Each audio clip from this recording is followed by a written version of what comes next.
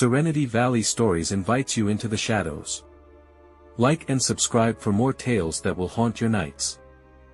And now our feature presentation, The Hunger Above. I first heard it on a Wednesday night, a faint rustling coming from above my bedroom ceiling. It was a sound that could have easily been mistaken for the wind ruffling the old shingles or the branches of the oak tree brushing against the roof. But it wasn't either of those things. It was something else, something alive. At first, I told myself it was a squirrel. They'd been known to find their way into the attic, especially in old houses like mine. The insulation was a mess, and the tiny crevices in the roof would be an easy entry point for any small critter seeking shelter from the outside world. It was a comforting thought, almost amusing. I could picture the little rodent making a cozy nest out of old newspapers and forgotten Christmas decorations. But as the days passed, the noises grew louder, more persistent. The rustling turned into scraping, and the occasional thud made me jump out of my skin. I lay in bed each night, wide-eyed and listening, waiting for it to stop, but it never did. I began to feel uneasy, an inexplicable chill that settled in my bones whenever the sun went down. My daughter, Lily, was blissfully unaware. At 2 years old, she was too young to notice the strange sounds that disturbed her mother's sleep. She slept soundly in her crib, nestled in the nursery adjacent to my room, her soft breath a comforting rhythm against the darkness. I found solace in her presence, but that same comfort was quickly turning to dread. What if something was up there? After a week of sleepless nights, I decided to investigate. The attic was the last place I wanted to go, dark, dusty, filled with old boxes of things better left forgotten, but I needed to know. I needed to be sure it was just a squirrel. I waited until Lily was down for her afternoon nap, her tiny hand clutching her stuffed rabbit. I grabbed a flashlight and a broom, more for comfort than practicality, and climbed the rickety ladder that led to the attic hatch. The air up there was stale, heavy with dust and the scent of old wood. The beam of the flashlight cut through the darkness, revealing cobwebs and piles of forgotten belongings. For a moment, I felt silly. Of course, it was just a squirrel. What else could it be? I moved carefully, sweeping the beam of light across the floorboards.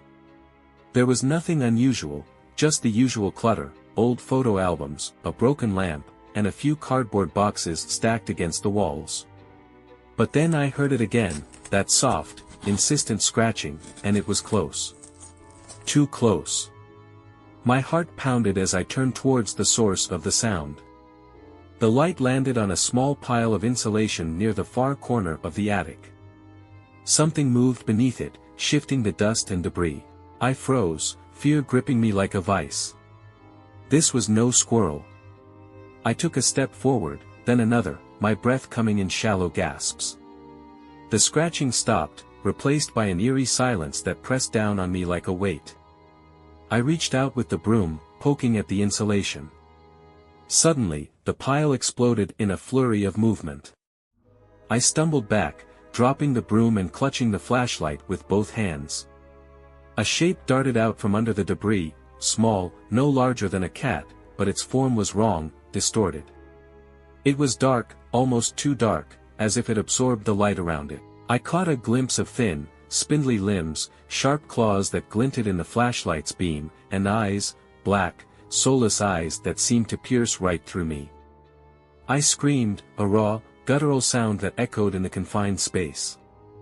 The creature hissed, a low, malevolent sound, and scurried towards the shadows. My legs felt like jelly, but I forced myself to move, backing away towards the ladder. The creature stopped at the edge of the light, watching me with those horrible eyes, before it slipped into the darkness, disappearing into the far corner of the attic. I practically flew down the ladder, slamming the hatch shut behind me.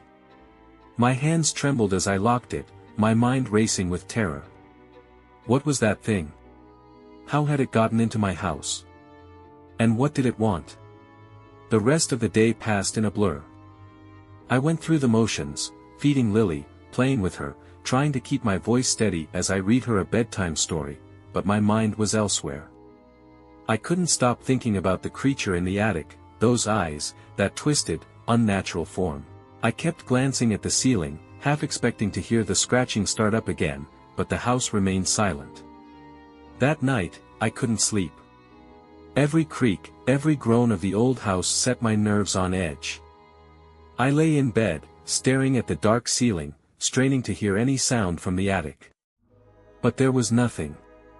At some point, I must have drifted off, because I was startled awake by a noise, soft, almost imperceptible, but there. I sat up, heart pounding. The sound was coming from the nursery.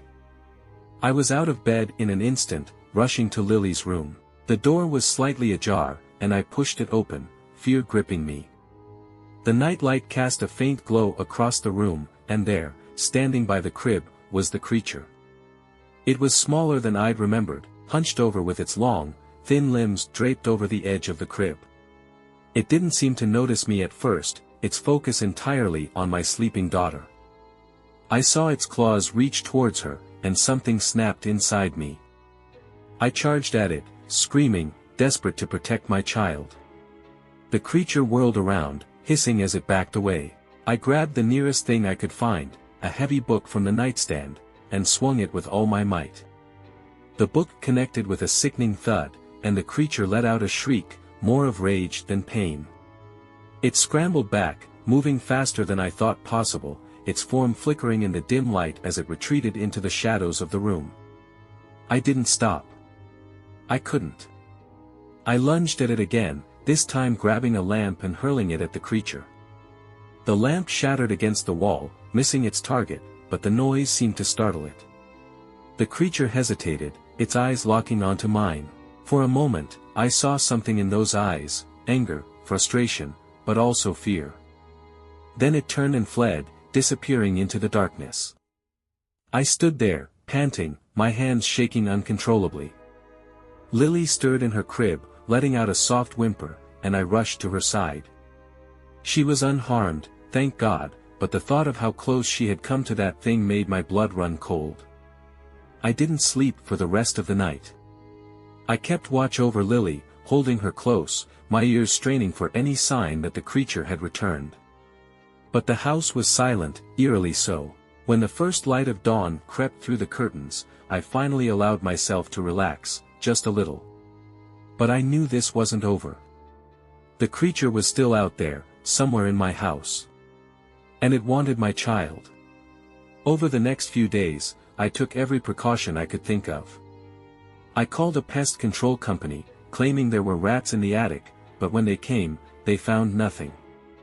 I blocked off every possible entry point, sealed the attic hatch, and even considered leaving the house altogether. But where would we go? This was our home, and I couldn't run from something that might follow us wherever we went. I kept Lily with me at all times, never letting her out of my sight. I didn't tell anyone about the creature, who would believe me? But I was on edge, constantly watching, waiting for it to make its next move. It came on a stormy night, when the wind howled through the trees and the rain lashed against the windows. I had just put Lily to bed, tucking her in with extra care, when I heard it, the scratching. But this time, it wasn't coming from the attic. It was downstairs, in the kitchen. My heart raced as I grabbed a knife from the counter, the only weapon I could find. I crept through the house, every shadow seeming to move in the flickering light from the storm outside. The scratching grew louder, more frantic, as I approached the kitchen. I found the creature crouched by the back door, its claws scraping at the wood. It looked more desperate now, its movements jerky, uncoordinated. I didn't hesitate. I lunged at it, slashing wildly with the knife. The blade caught its side, and the creature let out a high-pitched wail, a sound that made my skin crawl. It lashed out with its claws, catching my arm and drawing blood, but I didn't stop.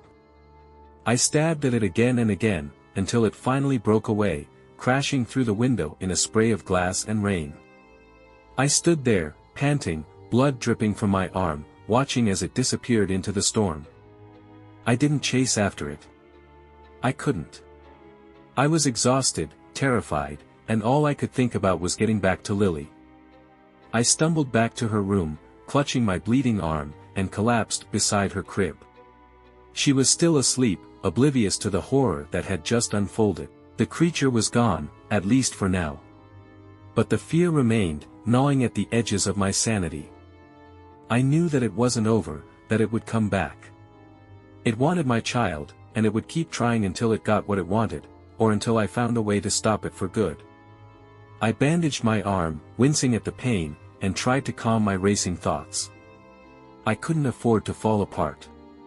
Lily needed me to be strong, to protect her from whatever this thing was. Over the next few days, I barely left the house. I called in sick to work and ignored the concerned texts from friends and family. My world shrank to the size of our small house, every creak and groan of the old structure sending shivers down my spine. I armed myself with whatever I could find, kitchen knives, a heavy flashlight, even a wooden bat I found in the closet. I wasn't going to let that thing come near Lily again. But as the days turned into nights, my resolve began to waver. The creature was out there, somewhere, waiting. I could feel its presence, a dark cloud hanging over the house. And with each passing hour, my fear grew stronger, threatening to overwhelm me. Then, one night, it happened. The house was quiet, too quiet, and I knew it was back. I stood in the hallway, clutching the bat, my heart pounding in my chest. The air was thick with tension, the kind that made your skin crawl. I could hear Lily's soft breathing from her room, a small comfort in the growing darkness. And then I heard it, the faintest sound, like a whisper carried on the wind. It was coming from the attic. My blood ran cold. How had it gotten back up there? I had sealed the hatch, blocked every possible entrance. But somehow, it had found a way. I knew I had to face it. If I didn't, it would come for Lily. I couldn't let that happen. With shaking hands, I climbed the ladder to the attic, the bat held tightly in my grip. The air grew colder as I ascended, a chill that seemed to seep into my very bones. The hatch creaked as I pushed it open, and I hesitated, fear clawing at my resolve. But I couldn't turn back now. I had to protect my daughter. The attic was dark, the only light coming from the narrow beam of my flashlight. I swept it across the room, searching for any sign of movement. At first, there was nothing, just the same old boxes, the same dusty floorboards. But then I saw it, in the far corner, half hidden in the shadows. The creature was crouched there, watching me with those cold, black eyes. It was smaller now, weaker, as if the wound I had inflicted had drained some of its strength. But it was still dangerous, still filled with that same malevolent intent. It hissed as I approached, baring sharp teeth that glinted in the dim light. I could see the wound on its side, a dark, oozing gash where the knife had struck it. The sight filled me with a grim satisfaction. I had heard it, and I could hurt it again. But as I raised the bat, the creature did something I didn't expect. It spoke. The words were a garbled mess, a mix of hissing and growling that sent a shiver down my spine. I couldn't understand what it was saying, but I knew it was angry, furious that I had defied it. I didn't wait to hear more. I swung the bat with all my strength, aiming for its head. The creature darted to the side, faster than I had anticipated, and the bat struck the floor with a loud thud. Before I could react, it lunged at me, claws outstretched. I screamed as it knocked me to the ground, its claws tearing at my skin. The flashlight rolled away, plunging us into darkness. I fought back, swinging the bat wildly, trying to hit it, but it was too fast, too agile.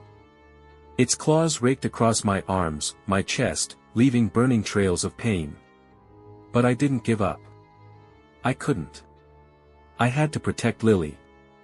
With a surge of adrenaline, I managed to kick the creature off me, sending it sprawling across the floor. I scrambled to my feet, grabbing the bat with both hands, and brought it down on the creature with all the strength I had left. There was a sickening crunch as the bat connected, and the creature let out a shriek of pain. It writhed on the floor, its movements growing weaker, more frantic. I hit it again, and again, until it finally stopped moving. I stood there, panting, covered in sweat and blood, staring down at the still form of the creature. It was over. I had won. But as I watched, something terrifying happened. The creature's body began to dissolve, melting into the shadows that filled the attic. Within seconds, it was gone, leaving nothing behind but a dark stain on the floor. I stared at the spot where it had vanished, my mind reeling. What had I just fought? What had I just killed, or had it even died at all? The questions swirled in my mind, but I had no answers. All I knew was that the creature was gone, for now. But the fear lingered, gnawing at the edges of my sanity. What if it came back? What if there were more of them? I couldn't stay in the house. Not after this. I packed a bag for Lily and me, taking only what we needed. I didn't care where we went, as long as it was far away from here. As I carried Lily out of the house, I glanced back at the attic one last time. The hatch was closed, silent, but I could still feel the presence of that thing, lurking in the shadows. I knew we couldn't run forever, but for now, we had to leave. We had to escape the nightmare that had invaded our home. And as we drove away, the rain pounding on the windshield, I couldn't shake the feeling that this wasn't the end. The creature was still out there, somewhere, waiting. And it wouldn't stop until it got what it wanted. Thank you for listening to Serenity Valley Stories, and please don't forget to like, subscribe, comment down below, share with your friends, and check out the other stories on the channel.